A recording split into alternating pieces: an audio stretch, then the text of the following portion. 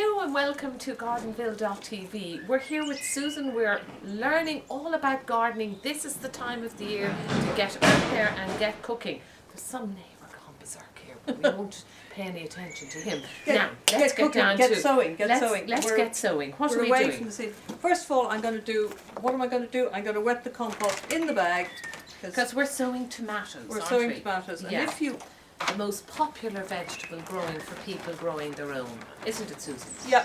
So you're putting your water in here to get some moisture into the compost before I start, because if you put it in the pots, it's not so bad now that there's less heat in compost, but if you put it into the pots without wetting it first, it just never gets moist at all. Okay, now that's lovely and moist. Yeah. Okay, so now I'm just going to sow these just in a pot, and then we'll be potting them on later, because you have to pot them on into small pots before they're ready to plant out. Now these particular seeds that you're using are for tomatoes, which are very favourable to growing in a patio. Is that right? Yeah, this one says it's called Megabite. Right. And it says excellent for patio growing. Okay, which is ideal, Susan, for any townhouse in the city or whatever with a small patio to be able to grow your own tomatoes. And if you're growing tomatoes out of doors, you start them later than you would if you were growing them in a greenhouse. Oh right, because you're not going to be. Well, you germinate them indoors anyway, but you don't want them ready to go into their final position when the weather is still cold. Okay. They don't like temperatures below 10 degrees centigrade.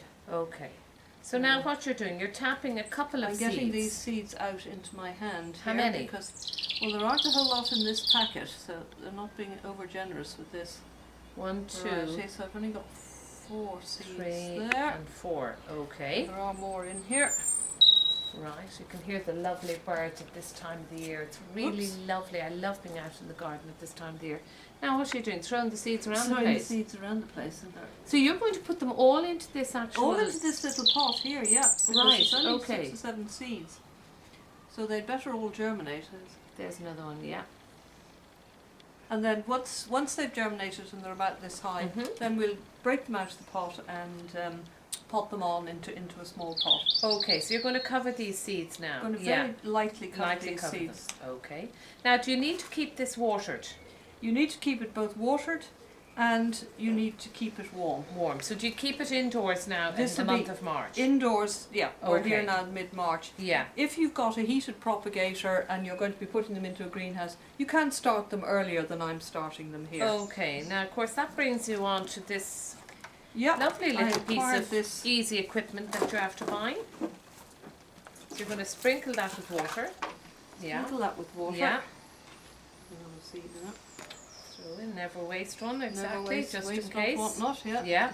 We put him in here, which will help to keep him warm and moist, and he's going on a sunny windowsill. So that's great. So you just put that then up on the windowsill. Yeah. And you put your little thing there. That's super. Just so I know what it is. Now the other thing is I have germinated these by putting them in the hot press. Got the extra warmth or the airing cupboard. But what you have to do if you do that is look at them twice a day, because as soon as you see anything appearing, get them out of there and into the light. Now why is that? Why because otherwise they get long and pale and yellow because they're looking for light. Yeah. They're just going up and up and they're this horrible spindly thing that would be no good.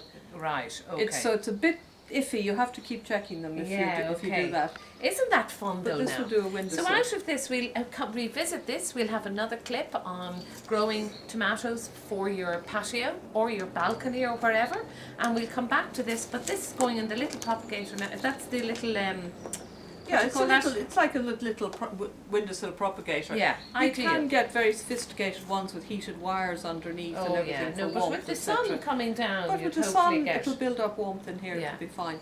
Well, and it doesn't actually have air holes in it, so if it's very sunny, you could do it just twist to the give top, it a little bit of air. Yeah, okay.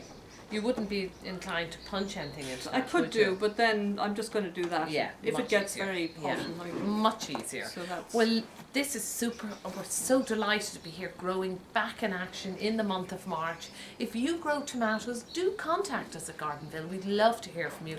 We'd love photographs. We'd put them up. I was going to say, especially if you're growing some really unusual varieties of tomato, because there are actually I was going to say hundreds, but getting close to it of different varieties. There's that many. Oh, there's heaps. Yellows, stripes, blacks, you name it. Amazing, yeah, we'd love them to be on our site. So do contact us at www.gardenville.tv. Join us on Facebook, we'd love to hear from you. Now we're going on to do another clip.